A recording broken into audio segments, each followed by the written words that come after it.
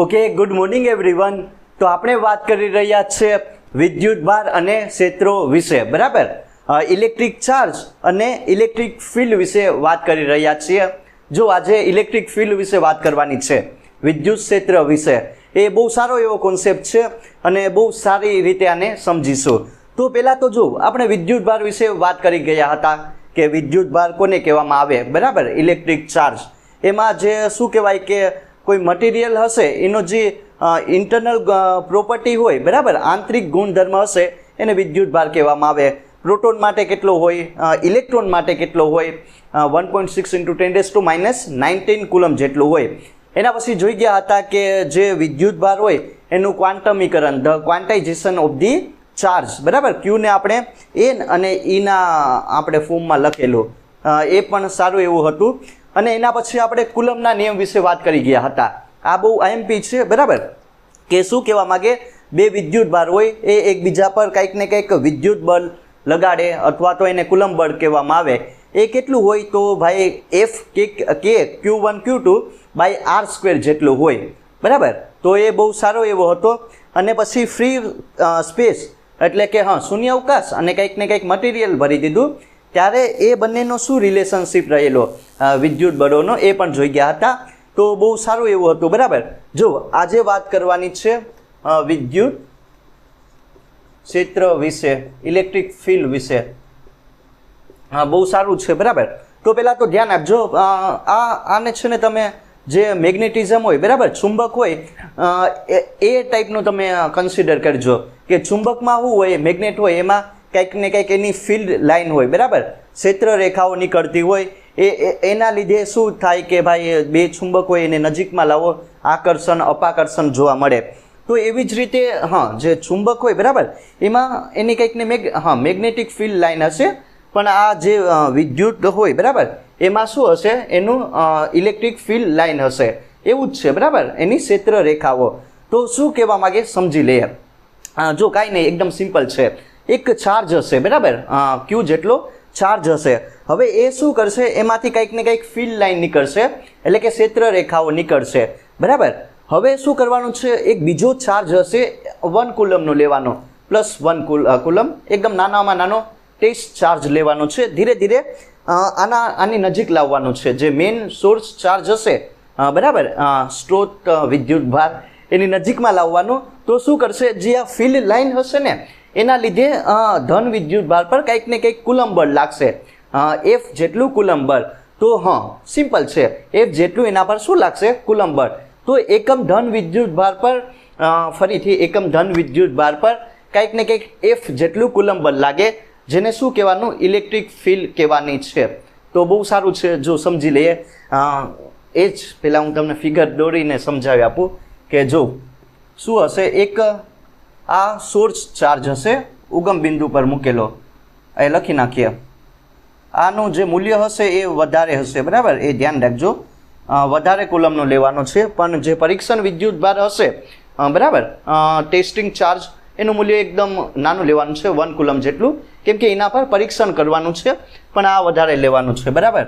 તો ઉગમ બિંદુ O પર મેં મૂકી દીધું. હવે શું કરવાનું છે, આની કંઈક ને કંઈક આની ફિલ્ડ લાઇન હશે, એટલે કે ક્ષેત્ર રેખાઓ નીકળશે. જો આ ટાઈપની તમે જોઈ શકો, બરાબર. સારી રીતના આને સમજીએ તો શું નીકળ્યું, ક્યુમાંથી ફિલ્ડ લાઇન હશે, ક્ષેત્ર રેખાઓ, એ લખી નાખીએ.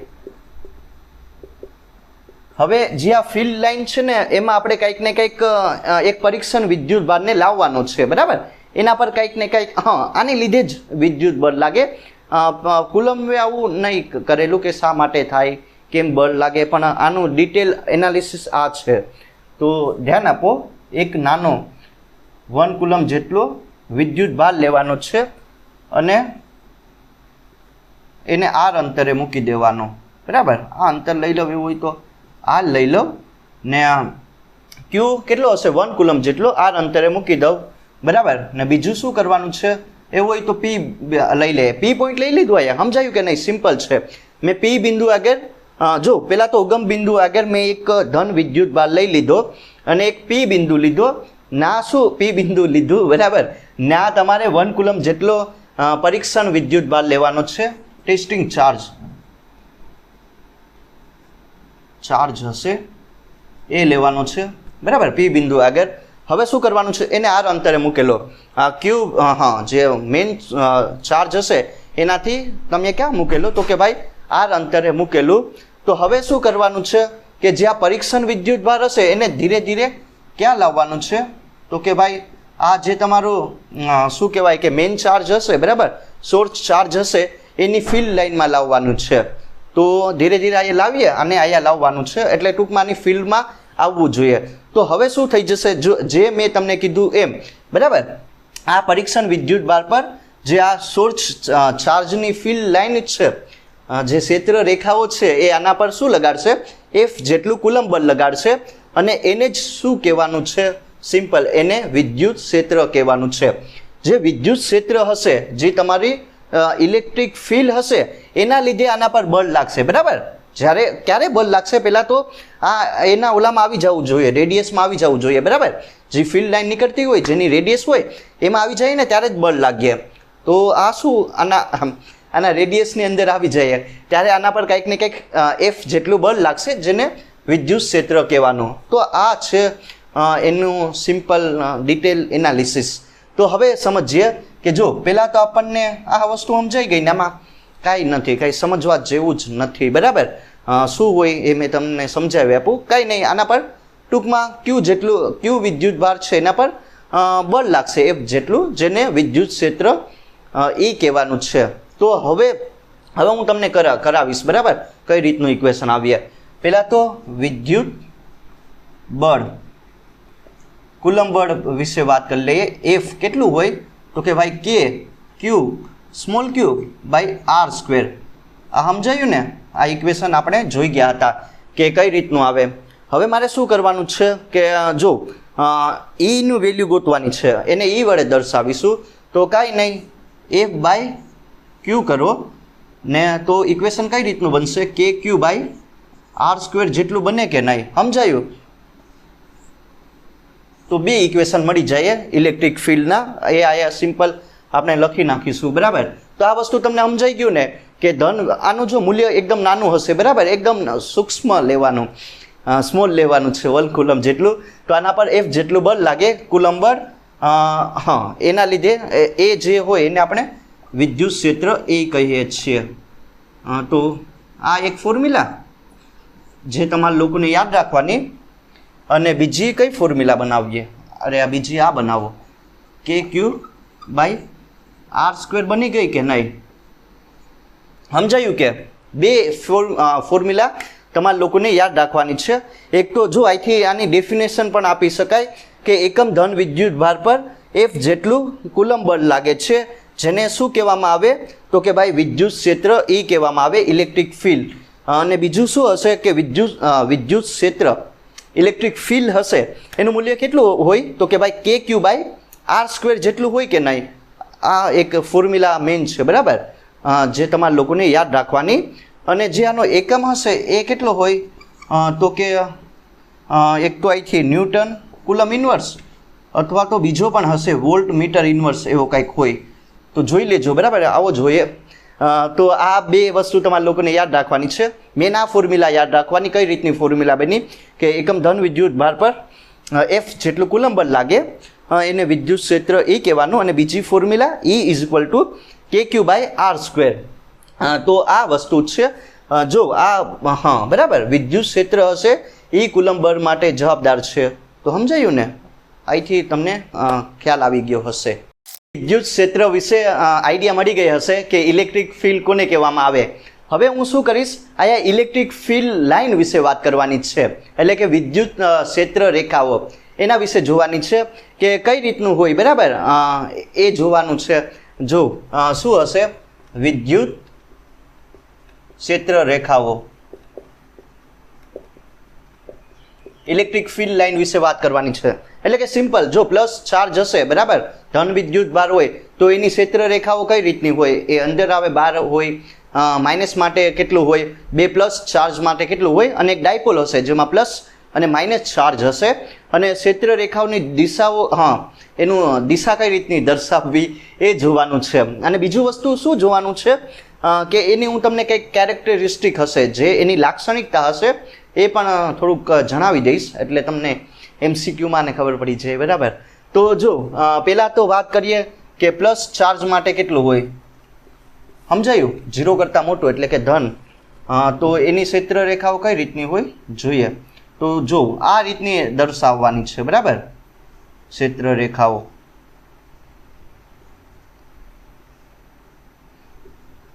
સમજાયું કે નહીં? આ વસ્તુ તમને સમજાયું? જો જે ઇલેક્ટ્રિક ફિલ્ડ લાઈન હશે આ ટાઈપનું હોય નહીં, પણ પહેલાં છે ને શું દોરવાના છે કે સદીશો ડ્રો કરવાના છે, બરાબર. આમ એટલે કે જો સદીશો દોર્યો ને ત્યારે આવે એક ટોપિક, બરાબર. સદીશો હોય આ ટાઈપના દોરવાના, પછી એને એક સાથે કનેક્ટ કરી દેવાનું, એટલે તમને આ રીતની ક્ષેત્ર રેખાઓ મળશે. એ તમે જોઈ શકો, બરાબર. પણ હું આ તમને એમાં નહીં લીધો એ ટોપિક. તો તમે જોઈ શકો કે જો પ્લસ હશે એની જે ઇલેક્ટ્રિક ફિલ્ડ લાઈન હશે ને એ બહારની તરફ હોય, ત્રિજ્યાવર્તી બહારની તરફ હોય. તમે જોઈ શકો કે બરાબર, અહીંથી જોઈ શકાય કે જે ક્ષેત્ર રેખાઓ હશે, બરાબર, એ બહારની તરફ હશે. દેખાયું ને? આમ બહાર ફેંકાય પ્લસ ચાર્જ માટે. તો એ તમે ધ્યાન આપો કે ત્રિજ્યાવર્તી ઇલેક્ટ્રિક ફિલ્ડ લાઈન બહારની તરફ, બરાબર. આનું વિદ્યુત ક્ષેત્ર તમે જોઈ શકો ક્યાં હોય? ત્રિજ્યાવર્તી બહારની તરફ હોય પ્લસ ચાર્જ માટે. સમજાયું કે નહીં? એ વસ્તુ તમારા લોકોને ધ્યાન રાખવાની છે. તો એક આ જ થઈ ગયું. બીજું માઇનસ માટે લઈ લો, માઇનસ ચાર્જ માટે, બરાબર. તો એનું કઈ રીતનું હોય એ પણ જોઈ લઈએ. આ એક આમ દોરવાનું, એના પછી આ ટાઈપનું ને આ ટાઈપનું. સમજાયું? જો આના માટે ત્રિજ્યાવર્તી બહારની તરફ એટલે કે બહાર નીકળશે. સમજાયું ને વિદ્યુત ક્ષેત્ર? તો એ જોઈ શકાય. ને આમાં શું આવશે તો કે ત્રિજ્યાવર્તી અંદરની તરફ. દેખાય? માઇનસ માટે શું થઈ જશે? આમ તો યાદ કઈ રીતનું રાખવાનું કે પ્લસ હશે એટલે શું થઈ જશે? અપાકર્ષણ એટલે બહાર ફેંકાશે. અને માઇનસ હશે, બરાબર, આ ધન હશે અને આ માઇનસ હશે એટલે ઋણ, બરાબર. ઋણમાં આકર્ષણ યાદ રાખી લો. આકર્ષણ થઈ જશે એ કેન્દ્રની આજુબાજુ, એટલે ક્ષેત્ર રેખાઓ શું કરશે? ત્રિજ્યાવર્તી અંદરની તરફ ધકેલાય. સમજાયું ને? અંદરની તરફ આવે ને આ બહારની તરફ. તો આ શું હશે? ત્રિજ્યાવર્તી બહારની તરફ હોય ક્ષેત્ર રેખાઓ. આ પહેલી વસ્તુ થઈ ગઈ. આ બીજી વસ્તુ થઈ ગઈ. આ કોના માટે થઈ ગયું તો કે ભાઈ પ્લસ ચાર્જ માટે, આ ઋણ માટે. હવે બે વસ્તુ લઈએ. હવે જો પ્લસ ચાર્જ લેવાનો છે અને બીજું પ્લસ અને માઇનસ ચાર્જ લેવાનો છે. એ ડાયપોલ બનશે ને એ ઇમ્પોર્ટન્ટ છે, બરાબર. એના ઉપરથી એની કેરેક્ટરિસ્ટિક આપણે જોઈશું. તો જોઈ લઈએ, બરાબર. બે પ્લસ ચાર્જ લઈએ.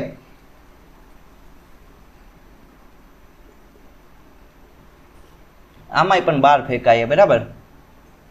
પ્લસ ધન માટે શું થઈ જશે તો કે જોઈ લઈએ.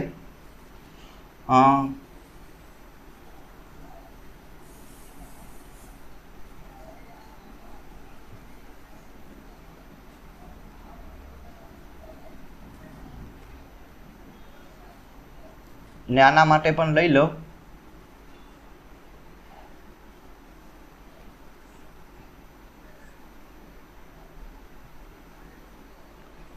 સમજાયું કે નહીં? જો બુકમાં સારી રીતના ડ્રો કરેલું, પણ હું તમને જસ્ટ આ ખાલી સમજાવવા માટે. તો પેલા શું મેં કરેલું? બે પ્લસ ચાર્જ લેવાના છે, બરાબર. પ્લસ માટે કઈ રીતની ક્ષેત્ર રેખા હોય જોઈ લઉં. તો શું થઈ જશે? એનું જે ક્ષેત્ર રેખા હોય, બરાબર, આમાં પણ બહારની તરફ ફેંકાશે. તો અહીંથી ડ્રો કરી શકાય આ રીતનું. સમજાયું કે? જો બહાર નીકળશે વિદ્યુત ક્ષેત્ર.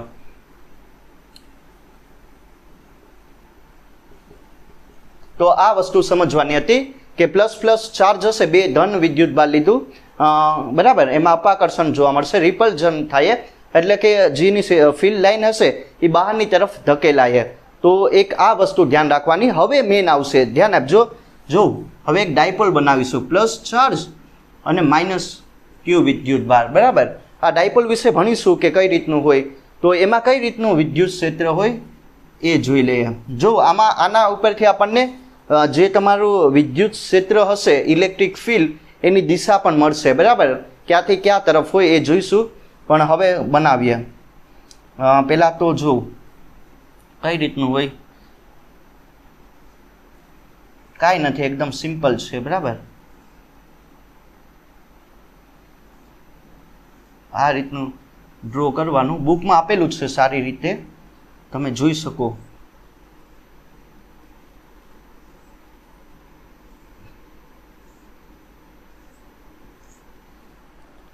ને આ ટાઈપના તમને વક્રો જોવા મળશે. બરાબર, પણ આ તમને સમજાવી આપા પછી. જો સમજાયું ને, આ કોના માટે છે? પ્લસ, અહીંયા લખી નાખો, પ્લસ અને માઇનસ ચાર્જ માટે, ડાયપોલ માટે હશે. બરાબર, પ્લસ અને માઇનસ માટે. તો ધ્યાન આપજો હું કઈ રીતનું આ સમજાયું ને, આ કઈ રીતનું બન્યું.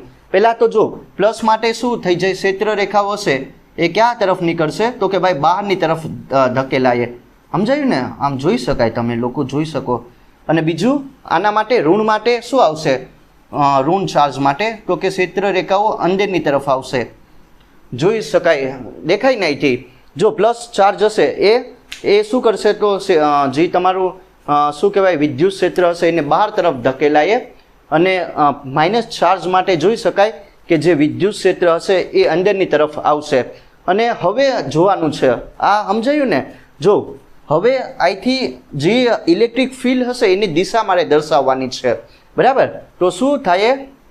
આ રીતનું આવીએ. જો પ્લસમાંથી શરૂ થાય અને માઇનસમાં સમાવેશ થાય છે. બરાબર, અહીંથી પ્રારંભ થાય ને અહીંયા અંત થાય છે. બરાબર, અહીંથી શું થઈ જશે? પ્રારંભ થાય અને અહીંથી અંત થાય. એ વસ્તુ તમારા લોકોને યાદ રાખવાની. તો પહેલાં તો આ સમજાઈ ગયું ને કે પ્લસ માટે શું થઈ જશે? જે ક્ષેત્ર રેખાઓ હશે એ બહારની તરફ ધકેલાય. અને માઇનસ માટે શું થઈ જશે? કે જે ક્ષેત્ર રેખાઓ હશે એ અંદરની તરફ ધકેલાય. પણ હવે મારે શું કરવાનું છે? જો પહેલાં તો જે વિદ્યુત ક્ષેત્ર રેખાઓ હશે ને એ બંધ ગાળાઓ રચતી નથી અને વક્રો પણ રચતી નથી. એ આપેલું છે. બરાબર, એની કેરેક્ટરિસ્ટિકમાં આવે, એની લાક્ષણિકતામાં આવે. તો જોઈ શકાય કે પ્લસ માટે શું, જે વિદ્યુત ક્ષેત્રની દિશા હશે એ ક્યાંથી ક્યાં તરફ હોય? અહીંથી જોઈ શકાય. એક સ્પર્શક બનાવવાનો એવો હોય તો. બરાબર, આ ટાઈપનો એક જ જગ્યાએ બનાવવાનું છે, સ્પર્શક ડ્રો કરવાનો છે. તો જે વિદ્યુત ક્ષેત્રની દિશા હશે એ ધનથી ઋણ તરફ હોય. એક આ વસ્તુ તમે ધ્યાન રાખજો કે વિદ્યુત ક્ષેત્રની દિશા ક્યાંથી ક્યાં લેવાની છે, બહુ ઇમ્પોર્ટન્ટ છે. જ્યારે ડાયપોલ બનાવ્યો ને ત્યારે પણ આ જોઈશું કે વિદ્યુત ક્ષેત્ર હશે એ કઈ રીતનું દર્શાવવાનું? તો કે હંમેશા પ્લસથી માઇનસ તરફ દર્શાવવાનું. વિદ્યુત ક્ષેત્ર હશે, ઇલેક્ટ્રિક ફિલ્ડ હશે, એની દિશા ક્યાંથી ક્યાં તરફ હોય? તો કે ધનથી ઋણ તરફ હોય. બરાબર, પોઝિટિવ ચાર્જથી નેગેટિવ ચાર્જ તરફ હોય. તો આ એક વસ્તુ સમજવાની હતી. બરાબર, એકદમ સિમ્પલ છે. અને જે ક્ષેત્ર રેખાઓ હશે એ બંધ ગાળાઓ રચતી નથી અને વક્રો પણ રચતી નથી. અને જે સ્પર્શક ડ્રો કરીએ, બરાબર, એક સદિશ ડ્રો કરીએ, વેક્ટર તમે બનાવો, એ તમને શું કરશે? વિદ્યુત ક્ષેત્રની દિશા આપશે. એ હું તમને સમજાવું. બરાબર, તો આ કોના વિશે વાત થઈ ગઈ? તો કે વિદ્યુત ક્ષેત્ર રેખાઓ વિશે વાત થઈ ગઈ, ઇલેક્ટ્રિક ફિલ્ડ લાઇન વિશે. પ્લસ માટે શું થઈ જશે? વિદ્યુત ક્ષેત્ર ક્યાંથી ક્યાં તરફ હશે? તો કે બહારની તરફ ધકેલાય. રીઝન કંઈ ખબર નહીં, પણ અપાકર્ષણ થાય એના લીધે. ઋણ માટે શું થઈ જશે? ક્ષેત્ર રેખાઓ હશે, ઇલેક્ટ્રિક ફિલ્ડ લાઇન હશે એ અંદરની તરફ ધકેલાય. પ્લસ ચાર્જ માટે શું કરેલું? કે જે ક્ષેત્ર રેખાઓ હશે એ બહારની તરફ ધકેલાય. બરાબર, પ્લસ ચાર્જ માટે. અને એક ડાયપોલ માટે જેમાં પ્લસ ચાર્જ અને માઇનસ ચાર્જ લેવાનો છે. પ્લસ માટે બહાર તરફ નીકળ્યું અને માઇનસ માટે અંદર તરફ આવેલું. બરાબર, અને આપણે અહીંથી વિદ્યુત ક્ષેત્ર હશે એની દિશા વિશે માહિતી મળી ગઈ કે વિદ્યુત ક્ષેત્ર હશે, જે ઇલેક્ટ્રિક ફિલ્ડ હશે એની દિશા ક્યાંથી ક્યાં તરફ હોય? તો કે ધનથી ઋણ તરફ હોય છે. તો એક આ વસ્તુ યાદ રાખી લેજો કે કઈ રીતનું આવ્યું. બરાબર, તો જો હું તમને થોડીક આની કેરેક્ટરિસ્ટિક જે લાક્ષણિકતા હશે ને એ જણાવી આપું. પહેલાં તો જે અહીંથી ખબર પડી ને કે વિદ્યુત ક્ષેત્રની દિશા ધનથી ઋણ તરફ હોય, પ્લસ ચાર્જથી માઇનસ ચાર્જ તરફ હોય છે. બીજું કે ક્ષેત્ર રેખાઓ હશે એ બંધ ગાળાઓ રચતી નથી અને વક્રો પણ રચતી નથી. અને ક્ષેત્ર રેખાઓ સતત હોય છે. બરાબર, આના અહીંથી શું થાય કે જો અહીંથી પ્રારંભ થાય છે, અનંત સુધી જાય છે. બરાબર, અને ઋણ માટે તો કે અનંતથી અનંત હશે, ઇન્ફાઇનાઇટથી આવીએ અને આમાં સમાવેશ થાય છે, બરાબર. એવું બુકમાં આપેલું છે, તો તમે જોઈ શકો એવું લખેલું, બરાબર. હવે શું કરવાનું છે કે વિદ્યુત ક્ષેત્ર હશે, ઇલેક્ટ્રિક ફિલ્ડ હશે, એની તમારે દિશા દર્શાવવી, બરાબર. તો તમારે શું કરવાનું છે, એક સ્પર્શક ડ્રો કરવાનો છે, બરાબર. એક સ્પર્શક બનાવો જે તમને વિદ્યુત ક્ષેત્રની દિશા વિશે માહિતી આપે, જે પ્લસથી માઇનસ તરફ હોય છે, બરાબર. એટલી વસ્તુ ખબર પડી. અને બીજું કે વિદ્યુત ક્ષેત્ર રેખાઓ એકબીજાને છેદતી નથી, એવું કંઈક લખેલું છે, બરાબર. તો એ પણ જોઈ શકાય. અને બીજું શું આમાં જોવાનું છે, એક બીજી વસ્તુ એ જોવાની છે કે જો અહીંથી એવું હોય તો જોઈ લઈએ કે વિદ્યુત ક્ષેત્ર હશે, જે તમારું શું કહી શકાય કે જે તમારું ઇલેક્ટ્રિક ફિલ્ડ હશે એનું મૂલ્ય કઈ રીતનું દર્શાવી શકાય, એટલે કે આમ ઇન્ટેન્સિટી કઈ રીતની હોય એ જોઈ લઈએ. જો શું હશે, પહેલાં તો જો પહેલાં સમજી લઈએ કે જ્યાં ક્ષેત્ર રેખાઓ શું કહેવાય કે બહુ બધી ક્ષેત્ર રેખાઓ ભેગી થતી હોય, બરાબર.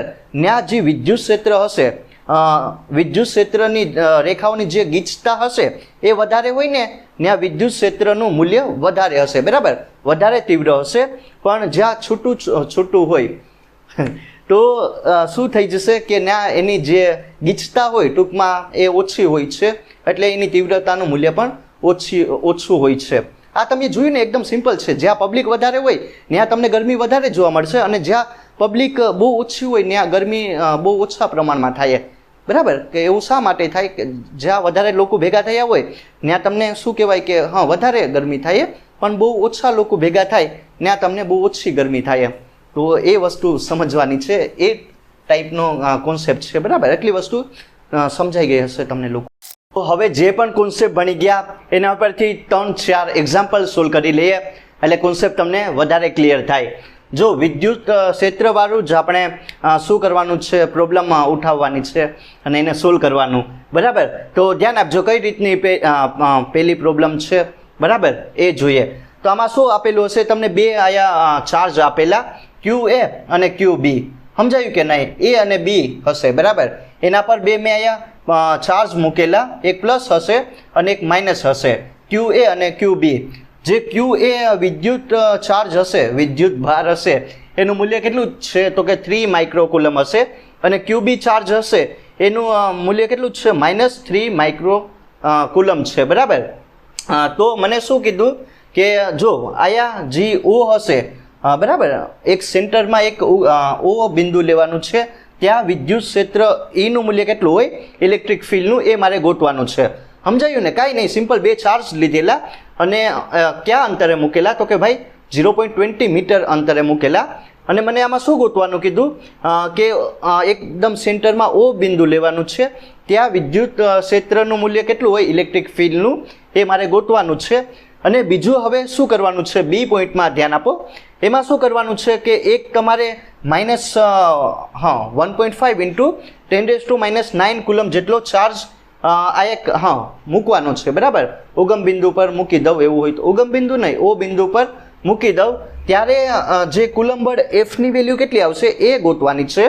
અને વિદ્યુત ક્ષેત્રની દિશા ને કઈ રીતની હોય એ પણ ગોતવાની છે. તો હું ધ્યાન શું કરવાનું છે, કાંઈ નહીં, ધ્યાન આપવાનું છે. જો પહેલાં તો વિદ્યુત ક્ષેત્ર કેટલું હોય, KQ/R² જેટલું હોય કે આ સિમ્પલ ફોર્મ્યુલા, આ ફોર્મ્યુલાનો યુઝ કરવાનો છે અને તમને જવાબ મળી જાય, બરાબર. કાંઈ નહીં કરવાનું, બંને માટે વિદ્યુત ક્ષેત્ર લખી નાખો અને બંનેનો સરવાળો કરી દો. તો પહેલાં શું કરવાનું છે, કાંઈ નહીં, આપણે અહીંયા જે એ વસ્તુ છે એ ગોતી લઈએ, બરાબર.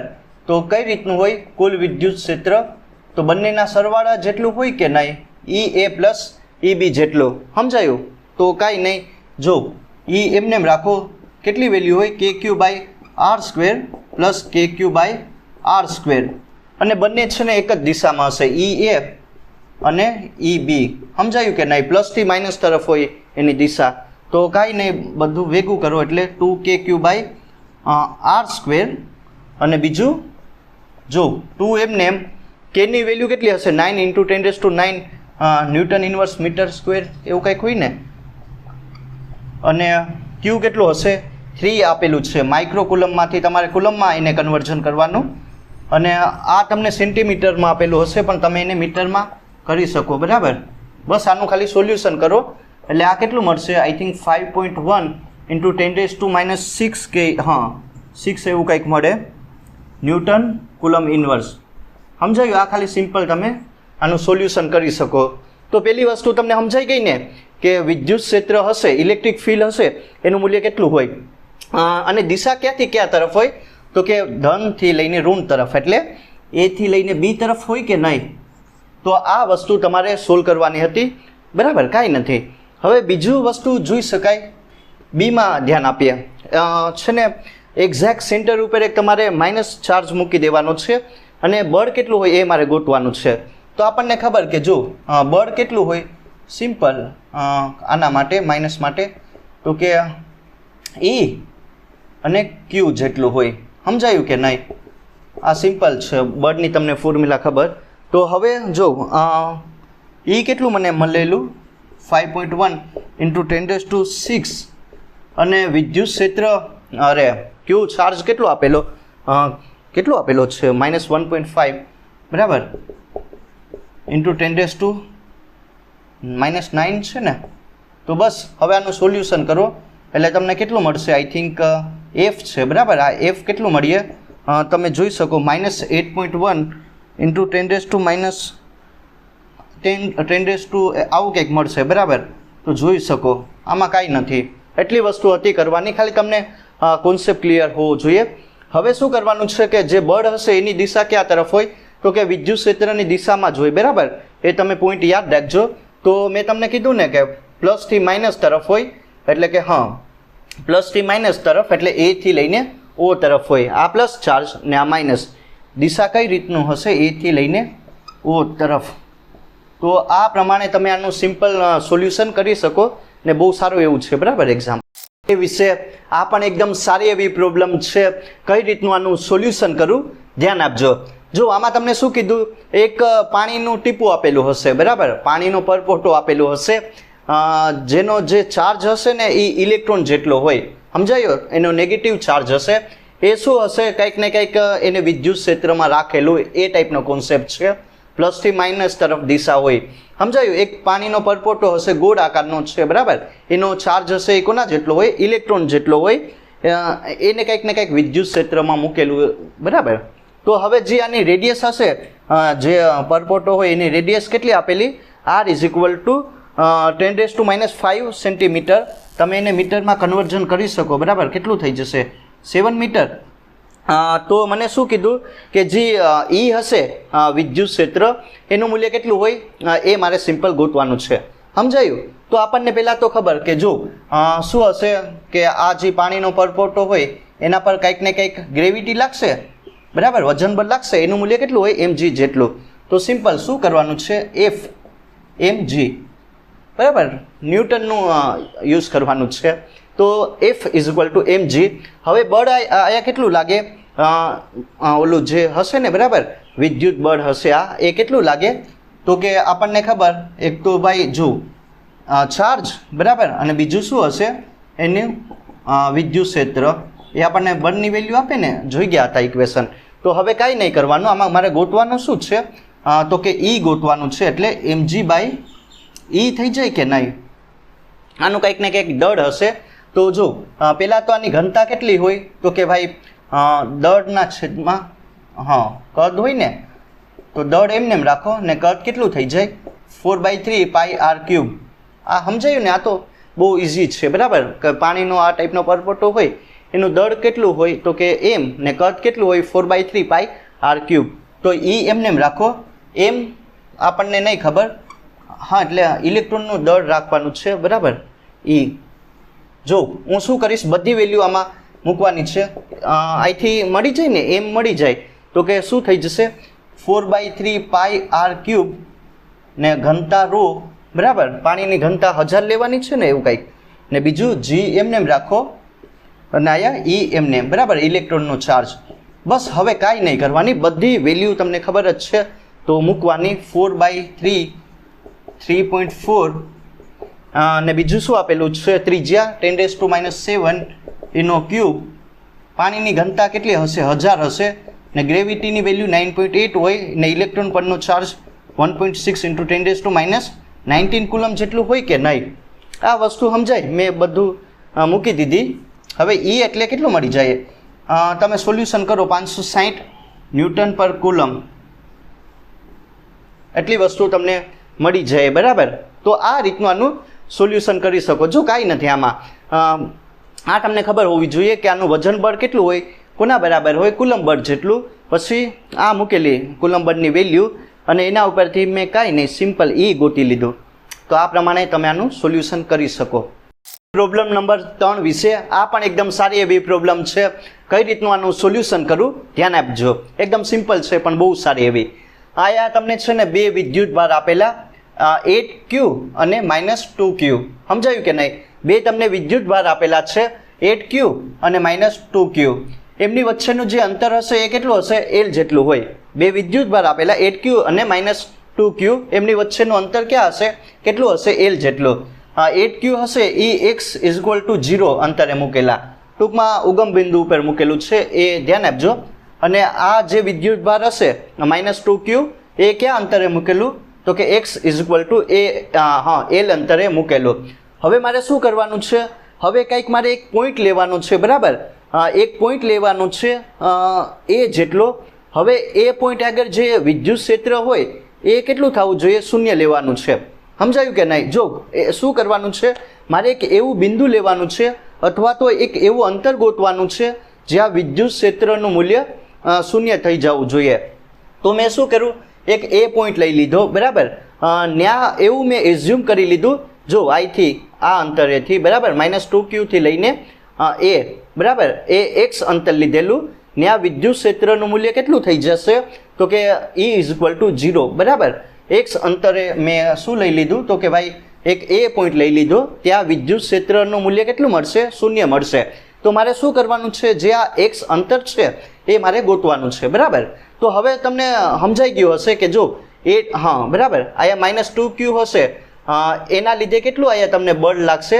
તો જોઈશ, અરે બળ શું, વિદ્યુત ક્ષેત્ર લાગશે, E2 લાગશે. અને 8Q જે હશે, બરાબર, 8Q વિદ્યુત ભાર હશે, એના લીધે કેટલું અહીંયા એ પોઈન્ટ પર વિદ્યુત ક્ષેત્ર લાગશે? તો કે E1 જેટલું. સમજાયું કે નહીં? સિમ્પલ છે. 8Q ના લીધે E1 જેટલું વિદ્યુત ક્ષેત્ર ઉત્પન્ન થાય છે અને -2Q ના લીધે E2 જેટલું વિદ્યુત ક્ષેત્ર ઉત્પન્ન થાય છે. તો અહીંયા જોઈ શકાય કે આ અંતર કેટલું હોય? તો કે ભાઈ એક તો x + L જેટલું. સમજાયું? કુલ અંતર આ કેટલું? L આપેલું ને x. તો હવે મારે શું કરવાનું છે? સિમ્પલ, જો આને ઉકેલવાનું છે. તો કઈ રીતનું કરીશ ધ્યાન આપજો. કુલ વિદ્યુત ક્ષેત્ર કેટલું હશે? તો બંનેના સરવાળા જેટલું હોય કે નહીં? કુલ વિદ્યુત ક્ષેત્ર કેટલું આવશે? બંનેનું સરવાળો કરી દેવાનો. તો જો ધ્યાન આપો, KQ, બરાબર, અહીંયા K 8Q, એવું હોય તો બાય અંતર કેટલું રાખીએ? R² રાખીએ ને પ્લસ કરીને અહીંયા તમને કેટલું E2 માટે કેટલું આપેલું? તો કે -2Q જેટલું આપેલું. શું કહેવાય? વિદ્યુત, બરાબર, વિદ્યુત ભાર આપેલો ને અંતર અત્યારે R² જેટલું રાખીએ. બસ હવે કાંઈ નહીં, સિમ્પલ કરો. 8Q, અહીંયા જો અહીંયા અંતર કેટલું આપેલું? કોના માટે? E1 માટે. E1 માટે અંતર કેટલું થઈ જશે? તો કે ભાઈ x + L જેટલું. સમજાયું? એનો સ્ક્વેર ને પ્લસ કરીને જો 8 -2Q ને આ અંતર કેટલું થઈ જશે? E2 માટે. તમે જોઈ શકાય E2 માટે અંતર કેટલું થઈ જશે? તો કે જો અહીંયા x આપેલું ને, બરાબર, તો x જેટલું. તો એ વસ્તુ ધ્યાન રાખવાનું છે, x² જેટલું થઈ જશે. આ વસ્તુ સમજાયું કે? એકદમ સિમ્પલ છે. હવે મારે શું કરવાનું છે? કાંઈ નહીં, જો E ની જગ્યા હવે કેટલું લઈ લેવાનું છે? 0. તો 8Q, બરાબર, x + L એનો સ્ક્વેર ને = કરીને આ માઇનસ હશે એ આ સાઈડ એટલે પ્લસ, બરાબર, એટલે 2KQ/x². સમજાયું? તો જે વસ્તુ કેન્સલ થાય એ કરો. એ 4 આવશે. તો કઈ રીતનું આવશે? તો કે ધ્યાન આપો, 4x + L એનો સ્ક્વેર નાયા 1x². સમજાયું? એકદમ સિમ્પલ છે. જો કાંઈ નહીં કરવાનું, મેં ખાલી સિમ્પલ સોલ્યુશન કર્યું. તો બધું રૂટ કાઢી નાખો, x + L ને 1x. તો હવે સોલ્યુશન કરો. જો આનું સોલ્યુશન કરું, 2x + L is equal to કરીને 1 પ્લસ એક્સ એટલે 2x ને x પ્લસ એલ આ યા જવા દો એટલે એક્સ કેટલું મળશે શૂન્ય ક્યાં એક્સની વેલ્યુ કેટલી મળશે એલ મળશે બરાબર કોના માટે E2 માટે મળશે જો આ E2 માટે તો કયા બિંદુ માટે કયા શું કહેવાય કયા અંતરે જે વિદ્યુત ક્ષેત્ર હશે એનું મૂલ્ય શૂન્ય થઈ જાય તો કે એલ અંતરે સમજાયું ને હવે આના માટે કેટલું થઈ જશે આ E2 માટે થઈ ગયું ને E1 માટે કેટલું થઈ જશે તો કે ભાઈ એક્સ પ્લસ એલ તો અહીંયા શું મૂકી દઉં એવું હોય તો એલ મૂકી દઉં બરાબર તો 2L જેટલું થઈ જશે આ કોના માટે E1 માટે તો 2 પોઈન્ટ આગળ બરાબર એક તો એલ અંતરે વિદ્યુત ક્ષેત્રનું મૂલ્ય શૂન્ય મળશે ને x is equal to 2L અંતરે વિદ્યુત ક્ષેત્રનું મૂલ્ય શૂન્ય થઈ જશે તો આ પ્રમાણે તમે આનું સોલ્યુશન કરી શકો